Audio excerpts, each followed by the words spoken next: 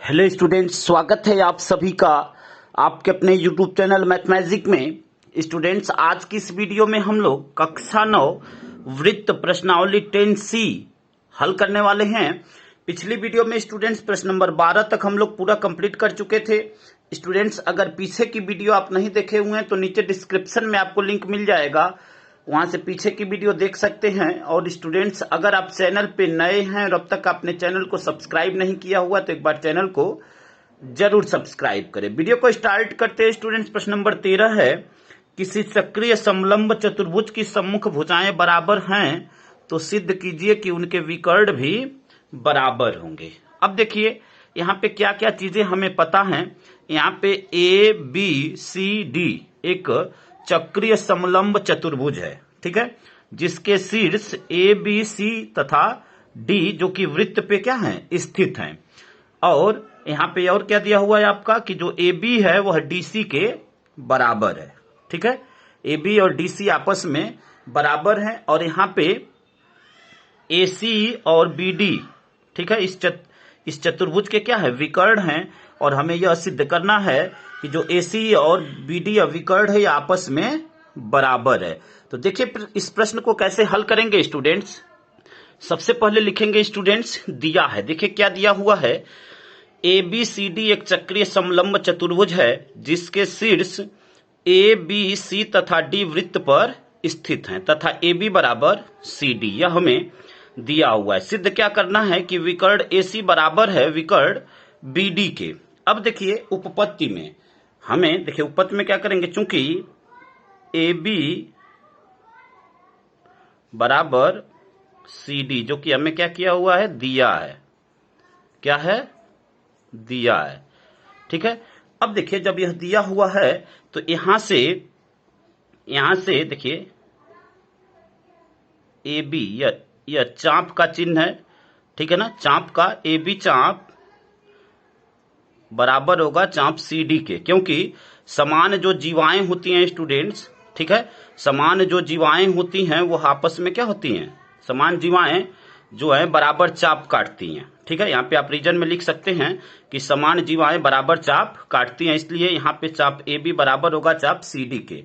अब देखिए दोनों पक्षों में हम यहाँ पे ए डी जोड़ देंगे, तो यहाँ पे लिखेंगे दोनों पक्षों में ए डी जोड़ने पर, ठीक है, दोनों पक्षों में एडी जोड़ने पर। अब देखिए जब दोनों पक्षों में एडी जोड़ेंगे तो क्या हो जाएगा, यहां से देखिए A B plus A D बराबर C D plus A D, यहां पे चाप प्रदर्शित कर देंगे, ठीक है।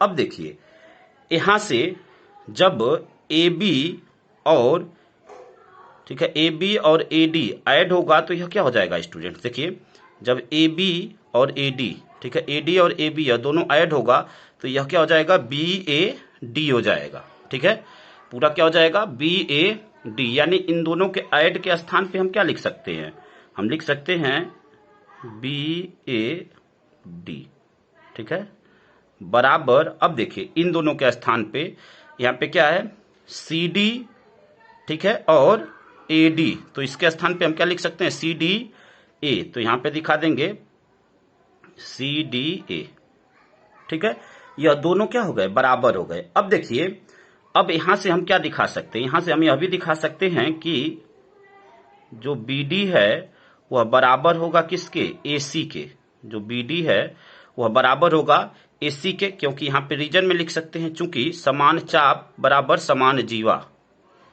समान चाप बराबर समान जीवा, ठीक है, इसलिए बीडी और एसी आपस में क्या हो जाएगा, बराबर हो जाएगा।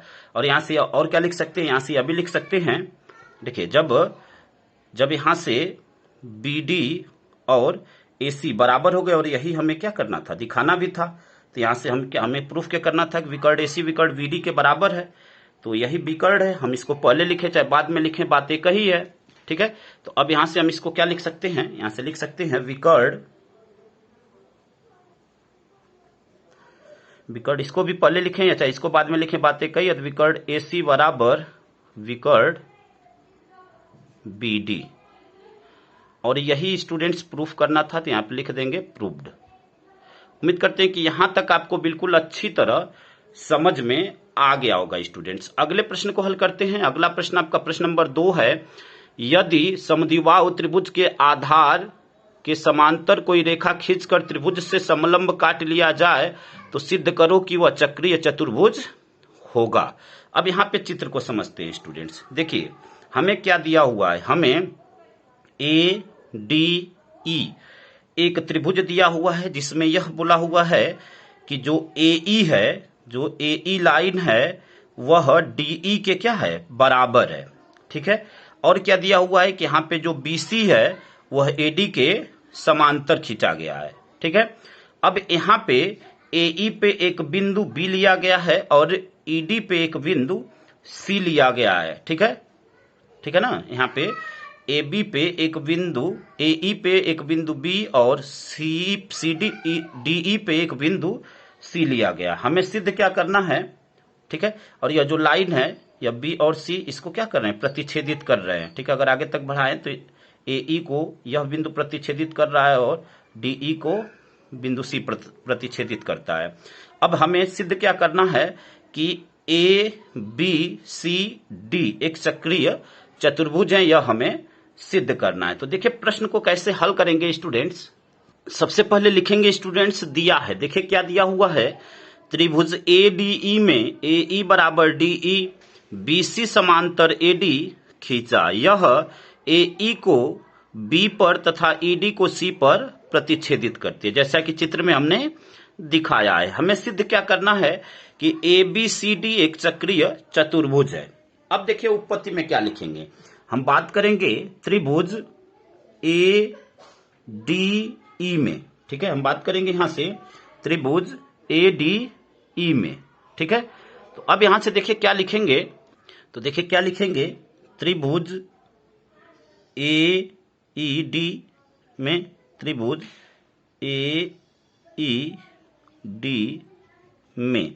अब त्रिभुज AED में जो AE है वह DE के बराबर है, जो कि हमें दिया हुआ है। तो यहां से लिखेंगे AE बराबर DE, यहां रीजन में आप लिख सकते हैं दिया है।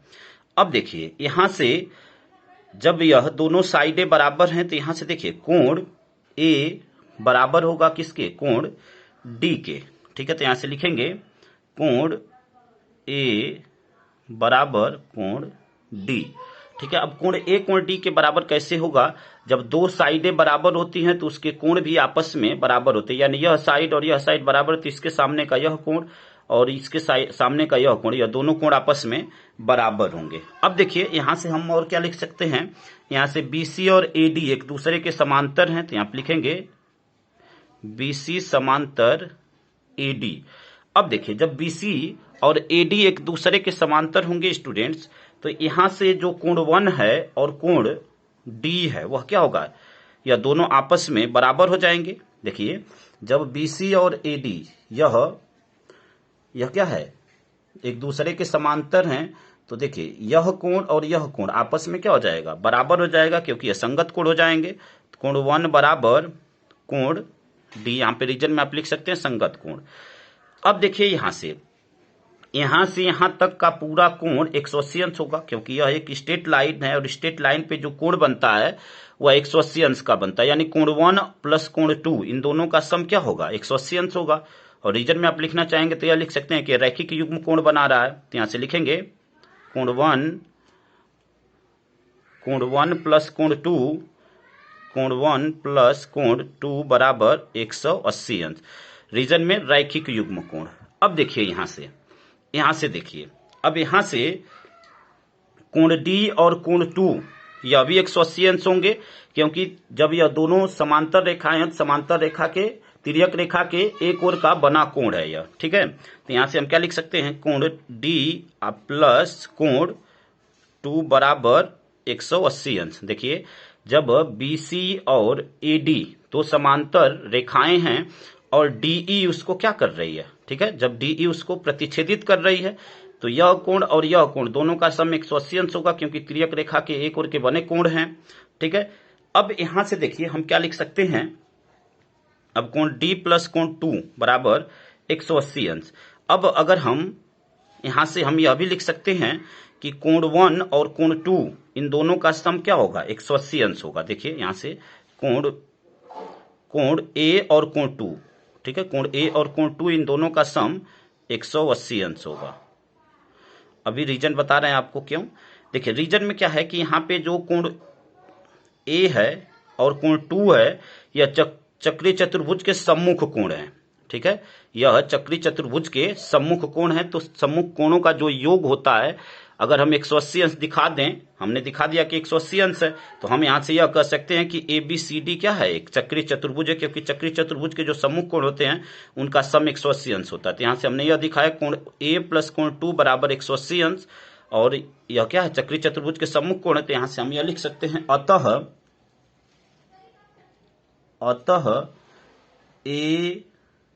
ABCD एक चक्रीय चतुर्भुज है, एक चक्रीय चतुर्भुज है। ठीक है स्टूडेंट्स, उम्मीद करते हैं कि यहां तक बिल्कुल आप अच्छी तरह समझ गए होंगे स्टूडेंट्स। अगले प्रश्न को हल करते हैं स्टूडेंट्स। अगला प्रश्न आपका प्रश्न नंबर 15 है। किसी त्रिभुज में DE तथा F भुजाओं के मध्य बिंदु हैं। मध्य बिंदु तथा शीर्ष A से सम्मुख भुजा BC पर खींचा गया लंब AP है। तो सिद्ध कीजिए कि DEFP एक वृत्तीय हैं। ठीक है, अब यहां पे इसको समझते हैं स्टूडेंट्स। देखिए यहां पे ABC एक त्रिभुज है जिसमें AB का मध्य बिंदु D, ठीक है, और AC का मध्य बिंदु E है। ठीक है, और यह क्या है, जो शीर्ष A है उससे सम्मुख भुजा BC पर क्या किया गया है, लंब खींचा गया है। अब यहां पे देखिए यह क्या है, D से F तथा E से P को मिलाया गया, और इससे जो है एक त्रिभुज APC का निर्माण हुआ है। और APC में जो EA और EC और EP आपस में क्या होंगे, बराबर होंगे। अगर रीजन में आप लिखना चाहें तो यह लिख सकते हैं कि कर्ण का जो मध्य बिंदु होता है, ठीक है ना, अगर यह त्रिभुज का निर्माण हो रहा है APC, तो यह क्या होगा, उसका कर्ण होगा। तो कर्ण का जो मध्य बिंदु होता है शीर्ष से समान दूरी पर होता है। ठीक है, तो यही चीज यहां पे लिखेंगे स्टूडेंट्स। तो देखिए क्या लिखा है स्टूडेंट्स, D को F से तथा E को P से मिलाया। समकोण त्रिभुज APC में EA बराबर EC बराबर EP, और यह आपस में बराबर कैसे होंगे, आप रीजन में यहां पे लिख सकते हैं कि कर्ण का जो मध्य बिंदु होता है शीर्ष से समान दूरी पर होता है। यहां पे आपको रीजन अपने से लिख लीजिएगा। अब देखिए यहां पे जो है स्टूडेंट्स, चूंकि त्रिभुज EPC एक समद्विबाहु त्रिभुज है, ठीक है, और समद्विबाहु त्रिभुज की दो भुजाएं क्या होती हैं, आपस में बराबर होती हैं। यानी यहाँ पे EP और EC आपस में बराबर है। ठीक है, यहाँ पे देखिए EP और EC आपस में बराबर है, और जब यह आपस में बराबर हैं तो जब दो भुजाएं बराबर होती हैं तो उसके आमने सामने के कोण भी बराबर होते हैं। यानी EP के सामने का यह कोण और EC के सामने का यह कोण, यह दोनों कोण आपस में बराबर होंगे। यानी यहां से हम यह लिख सकते हैं कि इसलिए कोण EPC बराबर होगा कोण ECP के, यानी यह कोण और यह कोण क्या हो गया, बराबर हो गया। अब देखिए यहां पे जो कोण बनेगा, यहां पे इस बिंदु P पे यहां से लेकर यहां तक पूरा 180 अंश का कोण बनेगा। ठीक है, यहां से लेकर पूरा जो कोण बनेगा 180 अंश का कोण बनेगा, क्योंकि यह एक सीधी रेखा है और यह इस पे एक लंब पड़ रहा है। तो यहां से यहां तक का जो कोण होगा वह क्या होगा, 180 अंश होगा। तो अब यहां से हम क्या लिख सकते हैं, अब देखिए कोण EPC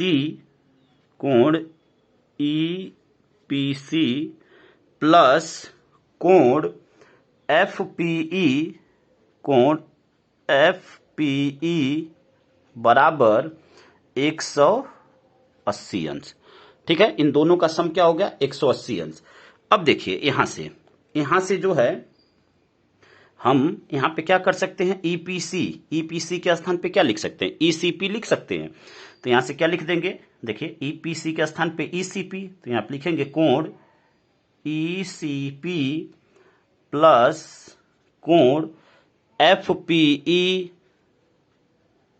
बराबर 180 अंश। ठीक है स्टूडेंट्स, अब देखिए यहाँ पे कोण ECP और कोण EDF यह दोनों आपस में बराबर होंगे, क्योंकि समांतर चतुर्भुज के यह क्या है, सम्मुख कोण है। तो यहां से क्या लिखेंगे, कोण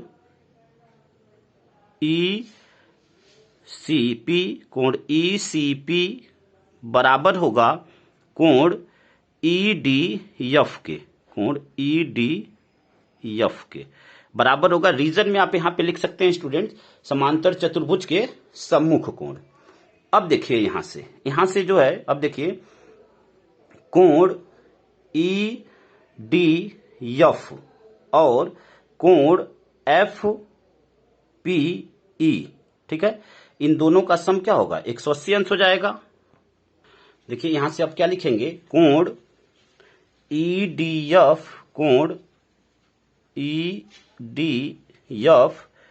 प्लस कोण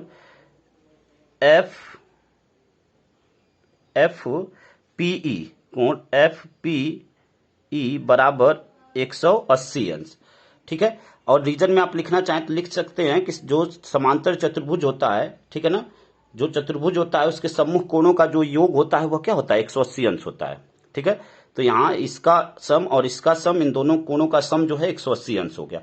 अब जब यह 180 अंश हो गया तो यहां से आप यह भी कह सकते हैं कि जो चतुर्भुज DEPF क्या होगा, एक, ठीक है ना, यह क्या है, एक चतुर्भुज हो गया, और इनके अंतः कोणों का जो योग हुआ वह क्या हो गया, 180 अंश हो गया। यहाँ पे आप लिख सकते हैं चूंकि, देखिए यहां से क्या लिखेंगे, यहां से लिखेंगे चूंकि, तो देखिए क्या लिखा, चूंकि चतुर्भुज DEPF के अंतः कोणों का योग 180 अंश है, जैसा कि यहाँ पे हमने दिखाया, इसलिए DEPF एक चक्रीय चतुर्भुज है। और जब यह चक्रीय चतुर्भुज है तो हम यहाँ से क्या लिख सकते हैं, अतः DEFP एक वृत्तीय है। ठीक है, उम्मीद करते हैं स्टूडेंट्स कि इतनी बात आपको अच्छी तरह समझ में आ गई होगी। अगले प्रश्न को हल करते हैं स्टूडेंट्स। अगला प्रश्न आपका प्रश्न नंबर 16 है, किसी त्रिभुज के परिवृत्त पर स्थित किसी बिंदु से त्रिभुज की तीनों भुजाओं पर खींचे गए लंबों के पाद समरेख होते हैं। ठीक है, अब यहाँ पे चित्र को समझते हैं स्टूडेंट। देखिए यहाँ पे देखिए, यहाँ पे ABC एक त्रिभुज है जिसके परिवृत्त पे कोई बिंदु P स्थित है, और यहाँ पे देखिए जो PD है वह परपेंडिकुलर है BC के। ठीक है, PD परपेंडिकुलर BC, और PE जो है परपेंडिकुलर है, PE परपेंडिकुलर है AC के। ठीक है, PE लाइन परपेंडिकुलर है AC के, और जो PF है वह परपेंडिकुलर है AB के। ठीक है, अब देखिए हमें सिद्ध क्या करना है, हमें यह सिद्ध करना है कि जो D है, DE और F यह समरेखी है, यानी एक ही रेखा में स्थित है। ठीक है, एक ही रेखा में स्थित है। तो अब देखिए यहाँ पे रचना में हमने क्या किया, यहाँ पे रचना में हमने यह किया कि हमने P को A से मिलाया, ठीक है, PA मिलाया, और P को फिर क्या किया, हमने C से मिलाया, यह हमने रचना में किया। ठीक है, तो अब देखिए प्रश्न को कैसे हल करेंगे स्टूडेंट्स। सबसे पहले लिखेंगे स्टूडेंट्स, दिया है, देखिए क्या दिया हुआ है, त्रिभुज ABC के परिवृत्त पर कोई बिंदु P है, PD perpendicular BC, PE perpendicular AC तथा PF परपेंडिकुलर AB। सिद्ध क्या करना है कि DE तथा F समरेखी हैं। रचना में हमने क्या किया, PA तथा PC को मिलाया। अब देखिए उपपत्ति में हम क्या लिखेंगे, यहां से देखिए कोण PEA प्लस कोण PFA, इन दोनों का सम क्या होगा, 180 अंश होगा, क्योंकि यह दोनों क्या है, देखिए यह दोनों लंब हैं। ठीक है, यह जो है इस पे AC पे यह लंब है PE, और यह जो है यहां से यह लाइन जो है PF जो है इस पे क्या है, AB पे लंब है। ठीक है, तो अब यहां से क्या लिखेंगे, यहां से लिखेंगे कि कोण PEA प्लस कोण PFA बराबर 180 अंश। मतलब इन दोनों का सम जो है क्या हो जाएगा, 180 अंश, क्योंकि 90 अंश यह है और 90 अंश यह, इन दोनों को जोड़ने पे क्या हो जाएगा, 80 अंश, 180 अंश। ठीक है, हमने 90 प्लस 90 न लिखकर डायरेक्ट हमने क्या कर दिया, 180 अंश हो गया। अब देखिए जब यह 180 अंश हो गया तो हम यहां से लिख सकते हैं, इसलिए बिंदु ए, ई, पी और एफ क्या है, एक चक्री है। ठीक है, यह चक्री है। तो यहां से लिखेंगे बिंदु ए, ई, पी तथा एफ चक्रीय हैं, ठीक है स्टूडेंट्स। अब देखिए जब यह चक्री है, अब यहां पे देखिए यह पीई, ठीक है, जो जीवा पीई है, यहां से त्रिभुज पीई एफ तथा यहां से त्रिभुज पी ए एफ, यह दोनों क्या है, एक ही वृत्त के कोण हैं, तो यह दोनों आपस में बराबर हो जाएंगे। यानी यहां से पीई एफ और पी ए एफ यह दोनों आपस में बराबर होंगे। तो यहां से क्या लिख सकते हैं, देखिए यहां से लिखेंगे कोण पी ई एफ बराबर होगा कोण पी ए एफ के।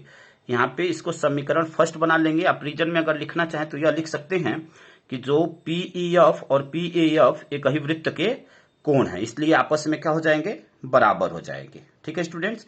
अब देखिए यहां से कोण पीईसी और कोण पीडीसी यह दोनों आपस में बराबर हैं, क्योंकि दोनों 90 अंश हैं, यह हमें दिया हुआ है। तो यहां से लिखेंगे कोण पीईसी बराबर कोण पीडीसी बराबर 90 अंश। यहां पे रीजन में लिखना चाहें तो लिख सकते हैं दिया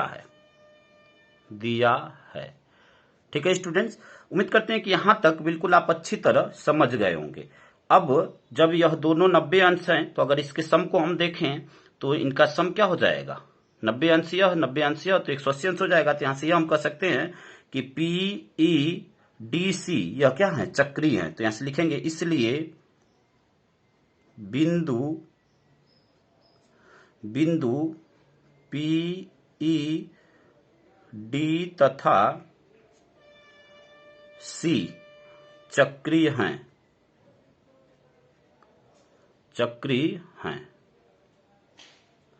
ठीक है, यह क्या है, चक्रीय है। अब देखिए जब यह चक्रीय हैं तो अब यहां से क्या करेंगे स्टूडेंट्स, देखिए अब यहां से चित्र में एक बार देखिए, पीई डी और पी डी इन दोनों का सम क्या हो जाएगा, 180 अंश होगा।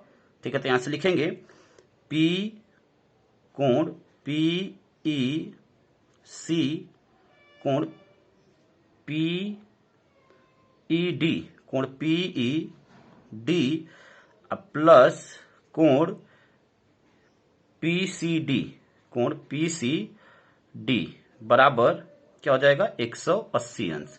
इसको क्या बना देंगे, समीकरण 2। देख लीजिए यहां पे कोण पीईडी, ठीक है, यानी इस पे जो कोण बना हुआ क्या बना, 90 अंश का, और यहाँ पे कोण पीसीडी यानी इस पे जो कोण बना हुआ भी 90 अंश, तो इन दोनों का सम क्या हो गया, 180 अंश हो गया।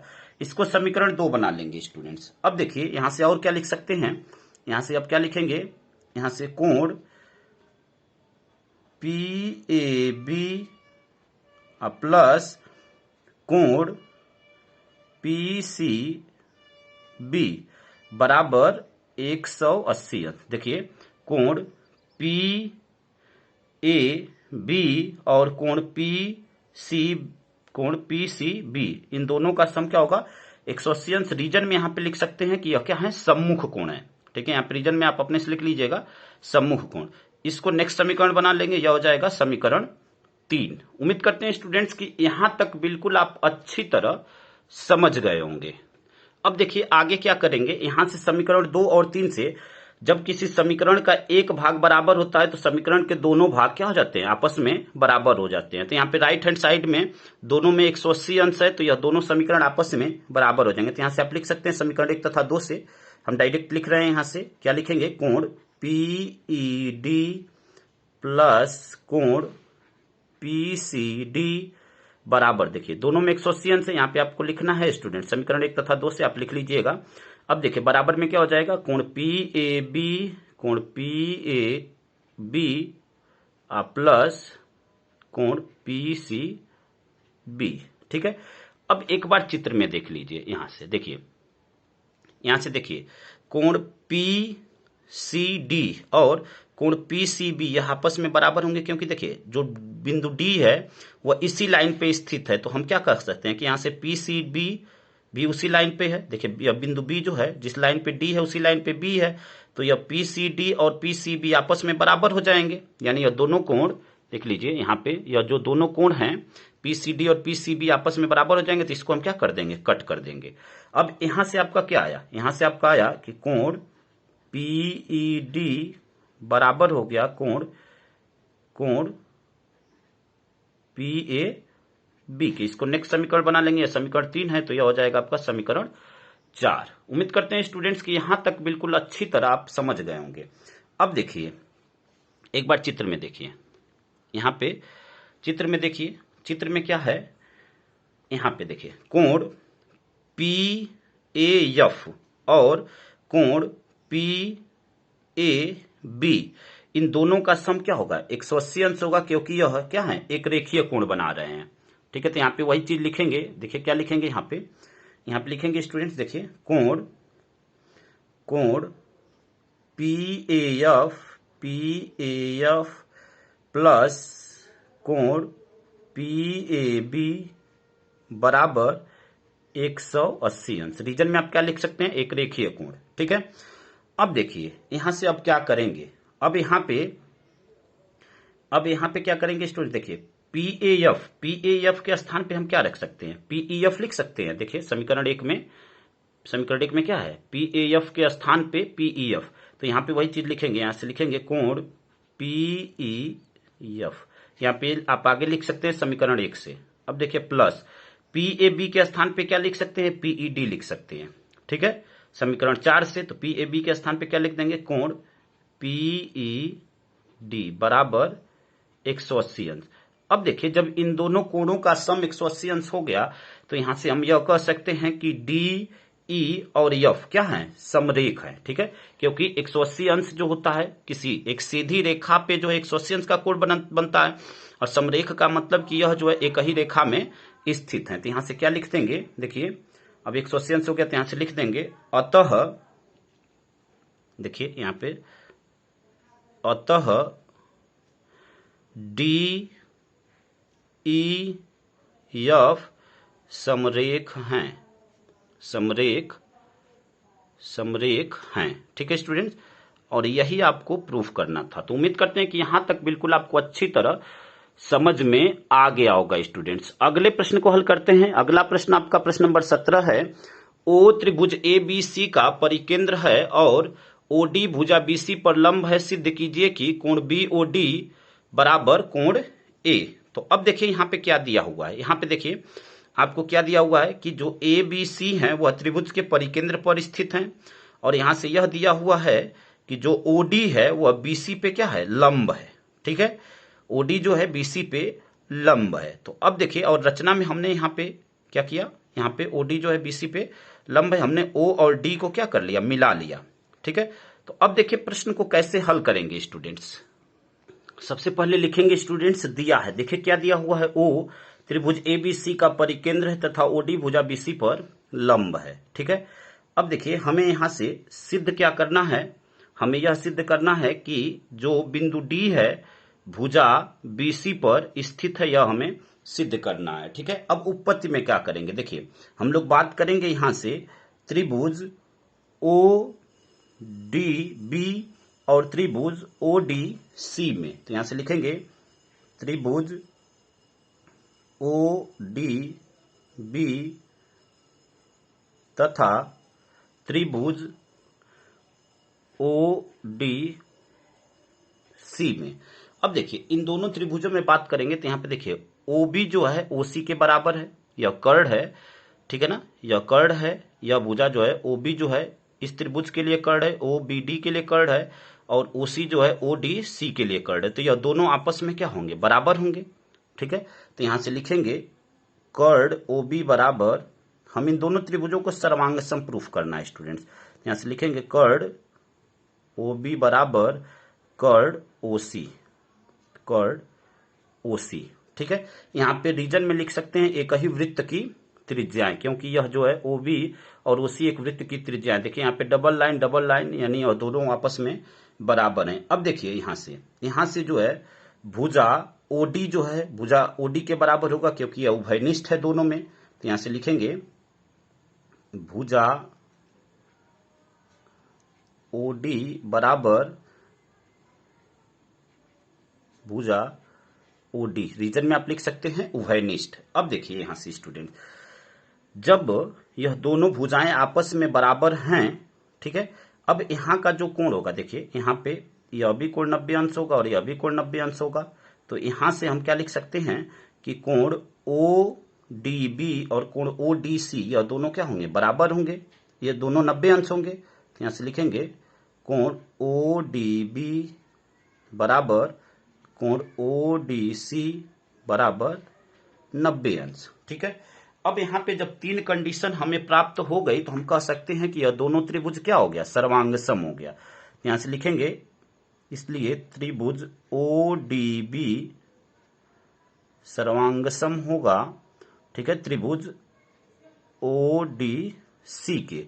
और यहां पे देखिए दो, यहां पे कौन से नियम से, तो राइट हाइपरटेन्यूज साइड से, ठीक है, राइट हाइपरटेन्यूज साइड से यह त्रिभुज क्या हो जाएगा, सर्वांगसम हो जाएगा।